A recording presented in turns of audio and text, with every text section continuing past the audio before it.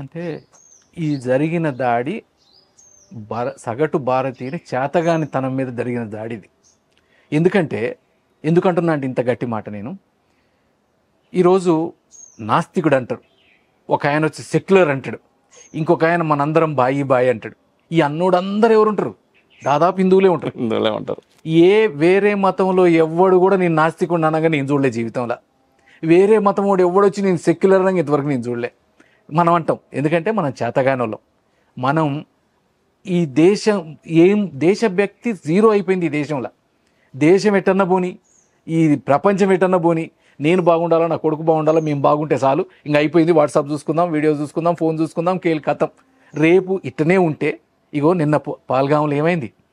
వాళ్ళు ఎవ్వరు కూడా హిందువు అని మాట్లాడిన వాళ్ళు కాదు, హిందూ మతం గురించి ప్రచారం చేసిన వాళ్ళు కాదు. వాళ్ళు చేసిన తప్పేంది, వాళ్ళ మతం హిందూ మతం, వాళ్ళకి వేరే మతానికి సంబంధించినవి చెప్పటం రాలేదు. అందుకని పిలిచి కాల్చి చంపినరు.